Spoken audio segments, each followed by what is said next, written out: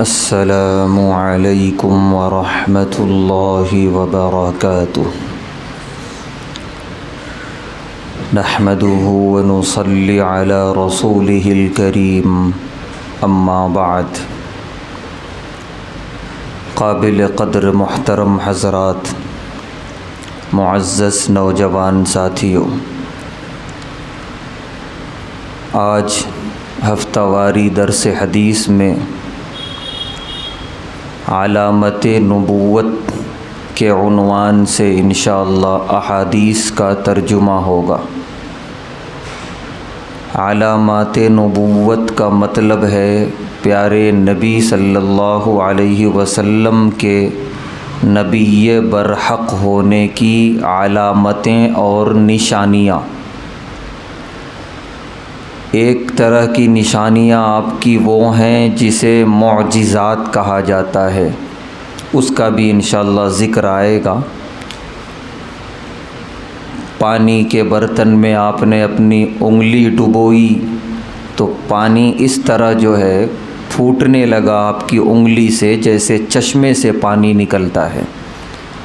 یقیناً یہ معجزہ تھا آپ کا، آپ کے نبی برحق ہونے کی دلیل تھی۔ ایک چھوٹے سے برتن میں کھانا پکایا گیا غزوہ خندق میں، اور آپ نے فرمایا ڈھکن ہٹاؤ مت، ڈھکن اسی طرح رہنے دو ڈھکا ہوا، میں آ کر اپنے ہاتھ سے تقسیم کروں گا۔ آپ نے اپنے مبارک ہاتھوں سے تقسیم کرنا شروع کیا۔ جتنے غزوہ خندق میں صحابہ شریک تھے سب نے کھایا الحمدللہ۔ پھر اخیر میں جب ڈھکن ہٹایا گیا تو جتنا کھانا پکا تھا اتنا ابھی بھی موجود تھا۔ یقیناً یہ معجزہ ہے، یہ نبی برحق ہونے کی علامت ہے۔ کوئی جادوگر اپنے جادو سے یہ کر ہی نہیں سکتا۔ تو بے شک یہ سب نشانیاں ہیں اور انشاءاللہ سب کا ذکر آئے گا۔ دوسری نشانی وہ ہے جو پیارے نبی صلی اللہ علیہ وسلم کی ذات اقدس میں، کہ جو آپ کی صلاحیتوں کو دیکھے گا، آپ کی باتوں کو سنے گا اور ذرا غور کرے گا تو اس نتیجے پر پہنچے گا کہ یہ عام آدمی یہ باتیں بتا ہی نہیں سکتا، بول ہی نہیں سکتا۔ پھر مزید یہ کہ نہ آپ نے کسی سے پڑھا، نہ عرب میں کوئی آپ کا استاذ، کوئی نہیں، لیکن باتیں اتنی علم والی کہ خالی علم کہنا بھی کم ہے، سمندر ہے آپ کے پاس علم کا۔ تو کہاں سے آیا؟ یہ دلیل آپ کے نبی برحق ہونے کی۔ آپ پر جو قرآن نازل ہو رہا تھا، ایسی آیتیں کہ آدمی دنگ رہ جائے، حیران و پریشان ہو جائے، زمانے میں کتنے بھی اتار چڑھاؤ آئے لیکن آیتیں اپنی جگہ بالکل برحق۔ یہ کون کہہ سکتا ہے؟ کوئی بھی بڑے سے بڑا شاعر، بڑے سے بڑا ادیب، بڑے سے بڑا مقرر کچھ بھی بولے یہاں تک نہیں پہنچ سکتا۔ مثال کے طور پہ دو مثالیں میں دیتا ہوں۔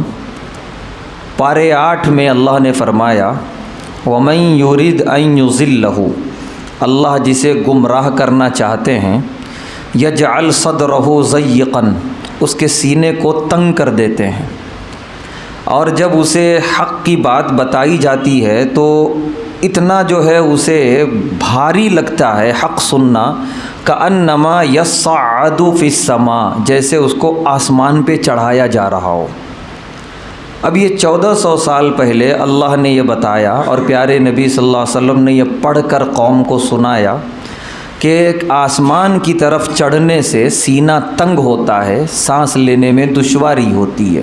تو یہی مثال ہے ان لوگوں کی جن پر اللہ نے مہر لگا دی کہ یہ ایمان لانے والے نہیں ہیں۔ جب ان کے سامنے ایمان کی بات کی جائے تو ایسا لگتا ہے سینہ گھٹ رہا ہے، سانس لینے میں تکلیف ہو رہی ہے۔ اللہ نے یہ مثال دی آسمان پر چڑھنے سے۔ 1400 سال کے بعد جب سائنس نے تحقیق کی تو پتہ یہ چلا کہ جب آدمی زمین سے اوپر کی طرف جاتا ہے تو آکسیجن لیول کم ہونا شروع ہوتا ہے، یہاں تک کہ ایک مقام ایسا آتا ہے جب بہت اوپر جانے کے بعد آکسیجن ہی نہیں ملتا، زمین سے آکسیجن لے کے جانا پڑتا ہے۔ اس وجہ سے ہوائی جہاز وغیرہ میں اڑنے سے پہلے اعلان ہوتا ہے آکسیجن کی کمی ہو تو ایسا کریں اور ایسا کریں. تو یہ اب معلوم ہوا کہ اوپر کی جانب جانے سے سانس لینے میں دشواری ہوتی ہے، اور 1400 سال پہلے قرآن نے یہ بتا دیا، نبی نے پڑھ کے سنا دیا. کون کہہ سکتا ہے یہ؟ کون کر سکتا ہے سوائے نبی یہ برحق ہے. ایک اور آیت سورہ نور میں اللہ نے فرمایا جو کافر ہیں، حق سے دور زندگی گزار رہے ہیں، ان کی مثال ایسی ہے، او کظلمات فی بحر لجی، جیسے تاریک سمندر ہے، بالکل اندھیری ہے رات اور سمندر ہے، یغشاہ موجم، پھر سمندر میں موج ہے، موج کی وجہ سے بھی اندھیرا چھا جاتا ہے. پھر آگے اللہ فرما رہے من فوقہ موج، اس موج کے اوپر دوسری موج آ رہی ہے. یہ کبھی کبھی سمندر میں ہوتا ہے. پھر اس کے بعد اللہ فرما رہے من فوقہ سحاب، کہ دو موجوں کے اوپر گھنا بادل ہے آسمان پہ. دن میں اگر بادل چھا جائے تو اندھیرا چھا جاتا ہے. تو یہ پہلے سمندر میں تاریکی، پھر ایک کے بعد دوسری موج، پھر اس کے بعد بادل. اللہ فرما رہے ہیں اتنا اندھیرا ہے، اذا اخرج یدہ لم یکد یراہا، کہ اس اندھیرے میں کوئی آدمی اپنے ہاتھ کو دیکھنا چاہے قریب سے تو نہیں دیکھ سکتا، کچھ بھی نظر نہیں آئے گا. یہ ایک آیت ہے جس میں اللہ نے بتایا کہ کافر اور مشرک ایسی جو ہے ظلمتوں میں اور ایسی تاریکیوں میں پڑے ہوئے ہیں. کتابوں میں لکھا ہے کہ ایک عرب قرآن کریم کی یہ تلاوت کر رہا تھا سورہ نور. اس آیت پہ جب پہنچا تو ایک بحری تاجر اس کے پاس بیٹھا ہوا تھا، سمندری تاجر جو پوری زندگی سمندر میں گزارتا تھا. اس نے فوراً اس کا ہاتھ پکڑ لیا کہ تم نے کیا پڑھا ہے یہ؟ اس نے کہا یہ آیتیں ہیں میں پڑھ رہا ہوں. اس نے کہا یہ جو تم نے آیت پڑھی ہے نا، یہ میں جانتا ہوں، میں پورا سال سمندر میں گزارتا ہوں، کبھی کبھی سمندر میں ایسا ہوتا ہے، ہمیشہ نہیں ہوتا، کبھی کبھی. جو اپنی پوری زندگی سمندروں میں گزارتے ہیں وہ اس کیفیت اور اس سچویشن سے واقف ہیں. یہ کیسے تم کو کیسے معلوم ہوا؟ اس نے کہا ہم کو نہیں معلوم، یہ ہمارے نبی علیہ الصلاۃ والسلام پر یہ آیتیں اتری ہیں. اس نے کہا تمہارے نبی سمندری تاجر تھے؟ اس نے کہا نہیں، بس وہ جیسے ہم لوگ زندگی گزار رہے ہیں آبادیوں میں ویسے وہ بھی تھے. اس کے بعد اس کے اندر بے چینی پیدا ہوئی. اس نے جب تحقیق کی تو اس نتیجے پر پہنچا کہ یہ جملہ سمندر میں زندگی گزارنے کے علاوہ کوئی بول ہی نہیں سکتا. اگر کسی نے بولا ہے تو وہ اللہ یا اللہ کے رسول، باقی کوئی نہیں کہہ سکتا. یہ سچویشن سے کوئی واقف ہو ہی نہیں سکتا ہے. ایمان لے آیا وہ. تو یہ آیتیں ہیں قرآن کریم کی کہ اللہ خالی مثال دیتے ہوئے یوں کہہ کے گزر گئے، لیکن اس نے لوگوں کے دلوں کی دنیا بدل کے رکھ دی جب لوگوں نے اس میں غور و فکر کیا. تو یہ خالی دو آیت نہیں، یہ تو مثال کے طور پہ ذکر کی گئی ہے. ایسی کتنی آیتیں ہیں قرآن کریم کی، اگر بندہ غور کرے تو اس نتیجے پر پہنچے گا کہ اس کے مقابلے میں کوئی حق ہو ہی نہیں سکتا دنیا میں. برحق ہیں تو پیارے نبی صلی اللہ علیہ وسلم، آپ کی پیاری باتیں، آپ کی پیاری تعلیمات. پیارے نبی صلی اللہ علیہ وسلم عرب میں آپ کی ولادت، وہ بھی مکۃ المکرمہ میں، وہیں آپ نے زندگی گزاری، اور آپ پیشن گوئی فرما رہے ہیں قیامت کے قریب کی اور یورپ کی پیشن گوئی. اسی طریقے سے ایران اور خراسان کی پیشن گوئیاں فرما رہے، مسجد اقصیٰ کے حالات کے بارے میں پیشن گوئیاں، ہندوستان کے بارے میں پیشن گوئی آپ نے فرمائی. یہ کون کر سکتا ہے جبکہ آپ ان علاقوں میں کبھی گئے ہی نہیں؟ یہ اس بات کی دلیل ہے کہ آپ نبی یہ برحق ہیں. تو یہ ساری چیزیں ہیں پیارے نبی صلی اللہ علیہ وسلم کی ذات اقدس میں. اگر کوئی تھوڑا بھی غور کرے تو وہ اس نتیجے پر پہنچے گا کہ آپ برحق نبی اور رسول ہیں، اور جو آپ کو نہیں مانتا نبی وہ بالاتفاق گمراہ ہے. تو آج کی روایت جس کے راوی ہیں حضرت جابر بن سمورہ رضی اللہ تعالی عنہ، فرماتے ہیں قال رسول اللہ صلی اللہ علیہ وسلم، اللہ کے رسول صلی اللہ علیہ وسلم نے ارشاد فرمایا، انی لاعرف حجرا، میں اس پتھر کو پہچانتا ہوں، بمکہ، مکے میں، کان یسلم علیہ، جو مجھے سلام کرتا تھا، قبل ان ابعث، میرے نبی بنائے جانے سے پہلے. فرما رہے ہیں آپ انی لاعرفہ الآن، میں ابھی بھی اس پتھر کو پہچانتا ہوں. مسلم شریف کی روایت ہے کہ نبی بنائے جانے سے پہلے آپ کو درختوں نے سلام کیا، پتھروں نے سلام کیا، اور یہ خالی ایک وہم اور گمان نہیں تھا، آواز آئی پتہ نہیں چلا کس کی آواز ہے، بلکہ آپ باقاعدہ طور پہ پہچانتے تھے کہ اس پتھر نے مجھے سلام کیا تھا، اس درخت نے مجھے سلام کیا تھا۔ یہ آپ کے نبی یہ برحق ہونے کی دلیل۔ دوسری روایت جس کے راوی ہیں حضرت عبداللہ بن مسعود رضی اللہ تعالیٰ عنہ، فرماتے ہیں ان شق القمر علی عہد رسول اللہ صلی اللہ علیہ وسلم، کہ پیارے نبی صلی اللہ علیہ وسلم نے اپنے دور میں جو چاند کے 2 ٹکڑے کیے تھے، ساری دنیا نے دیکھا۔ فرقتین 2 حصوں میں بٹا تھا وہ پورا چاند، فرقتن حتیٰ رأوا حراء بینہما، یہاں تک کہ اس دونوں ٹکڑوں کے درمیان غار حرا والا جو پہاڑ ہے صاف طور پہ نظر آ رہا تھا۔ آدھا چاند حرا کے ادھر چلا گیا اور آدھا چاند حرا پہاڑ کے ادھر چلا گیا، بیچ میں حرا کا پہاڑ تھا۔ سارے مکے والوں نے دیکھا، بلکہ دنیا میں بہت ساروں نے دیکھا تھا، بڑے بڑے واقعات لکھے ہوئے ہیں۔ اس وقت جو ہندوستان کا بادشاہ تھا اور اس کا دارالحکومت راجستھان میں تھا، وہ رات میں کھانا کھا کے اپنے قلعے کی فصیل پہ ٹہل رہا تھا، اس نے اپنی آنکھ سے دیکھا تھا چاند کے 2 ٹکڑے، اور دوسرے دن صبح اپنے دربار میں سارے نجومیوں کو بلایا کہ یہ میں نے کچھ دیکھا ہے رات میں، کیا ہے اس کی حقیقت؟ بہت جو ہے تحقیق کی، کئی مہینے گزرے تو اس نتیجے پر پہنچا کہ عرب میں ایک نبی ہیں، ان کے ہاتھوں اور ان کے اشارے سے یہ معجزہ ہوا تھا۔